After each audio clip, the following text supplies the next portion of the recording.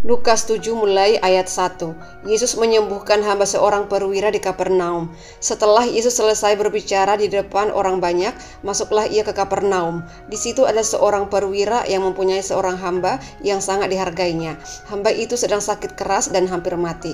Ketika perwira itu mendengar tentang Yesus, ia menyuruh beberapa orang tua-tua Yahudi kepadanya untuk meminta supaya ia datang dan menyembuhkan hambanya. Mereka datang kepada Yesus dan dengan sangat mereka meminta pertolongannya. Katanya, "Ia layak engkau tolong sebab ia mengasihi bangsa kita dan dialah yang menanggung pembangunan rumah ibadat kami." Lalu Yesus pergi bersama-sama dengan mereka. Ketika ia tidak jauh lagi dari rumah perwira itu menyuruh sahabat-sahabatnya untuk mengatakan kepadanya, "Tuan, janganlah bersusah-susah sebab aku tidak layak menerima Tuan di dalam rumahku. Sebab itu aku juga menganggap diriku tidak layak untuk datang kepadamu. Tetapi katakan saja sepatah kata, maka hambaku itu akan sembuh. Sebab aku sendiri seorang bawahan dan di bawahku ada pula prajurit. Jika aku berkata kepada salah seorang prajurit itu, 'Pergi,' maka ia pergi, dan kepada seorang lagi, 'Datang,' maka ia datang, ataupun kepada hambaku, 'Kerjakanlah ini,' maka ia mengerjakannya." Setelah Yesus mendengar perkataan itu, ia heran akan dia, dan sambil berpaling kepada orang banyak yang mengikuti dia, ia berkata, "Aku berkata kepadamu, iman sebesar ini tidak pernah aku jumpai sekalipun di antara orang Israel." Dan setelah orang-orang yang disuruh itu kembali ke rumah, didapatinya lah hamba itu telah sehat kembali. Lukas 7 mulai ayat 11.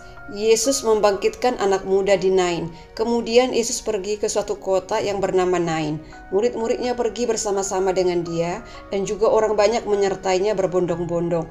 Setelah ia dekat pintu gerbang kota, ada orang mati diusung keluar, anak laki-laki, anak tunggal ibunya yang sudah janda, dan banyak orang dari kota itu menyertai janda itu. Dan ketika Tuhan melihat janda itu, tergeraklah hatinya oleh belas kasihan, lalu ia berkata kepadanya, "Jangan menangis." Sambil menghampiri usungan itu, ia menyentuhnya, dan sedang para pengusung berhenti, ia berkata, "Hai anak muda, aku berkata kepadamu, bangkitlah." Maka bangunlah orang itu dan duduk dan mulai berkata-kata. Dan Yesus menyerahkannya kepada ibunya. Semua orang itu ketakutan dan mereka memuliakan Allah sambil berkata, "Seorang nabi besar telah muncul di tengah-tengah kita, dan Allah telah melawat umatnya." Maka tersiarlah kabar tentang Yesus di seluruh Yudea dan di seluruh daerah sekitarnya. Lukas 7 mulai ayat 18. Yesus dan Yohanes Pembaptis. Ketika Yohanes mendapat kabar tentang segala peristiwa itu dari murid-muridnya, ia memanggil 2 orang dari antaranya dan menyuruh mereka bertanya kepada Tuhan, "Engkaukah yang akan datang itu, atau haruskah kami menantikan seorang lain?" Ketika kedua orang itu sampai kepada Yesus, mereka berkata, "Yohanes Pembaptis menyuruh kami bertanya kepadamu, engkaukah yang akan datang itu, atau haruskah kami menantikan seorang lain?" Pada saat itu Yesus menyembuhkan banyak orang dari segala penyakit dan penderitaan dan dari roh-roh jahat, dan ia mengaruniakan penglihatan kepada banyak orang buta. Dan Yesus menjawab mereka, "Pergilah dan katakanlah kepada Yohanes apa yang kamu lihat dan kamu dengar. Orang buta melihat, orang lumpuh berjalan, orang kusta menjadi tahir, orang tuli mendengar, orang mati dibangkitkan, dan kepada orang miskin diberitakan kabar baik. Dan berbahagialah orang yang tidak menjadi kecewa dan menolak aku."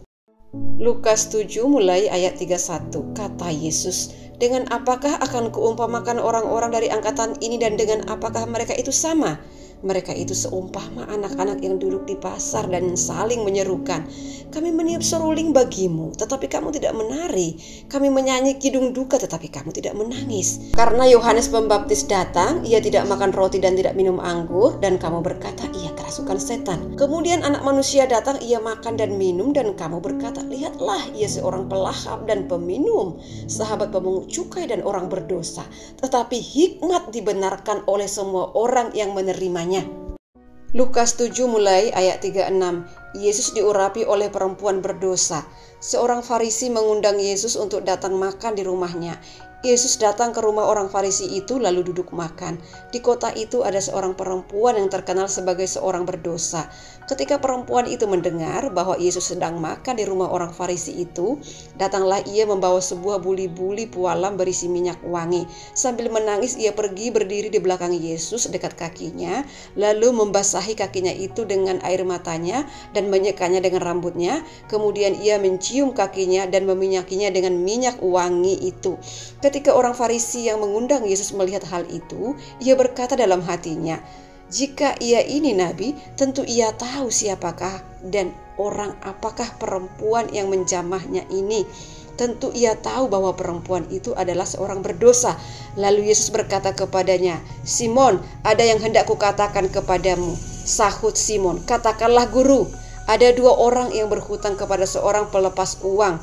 Yang seorang berhutang 500 dinar, yang lain 50. Karena mereka tidak sanggup membayar, maka ia menghapuskan hutang kedua orang itu. "Siapakah di antara mereka yang akan lebih mengasihi dia?"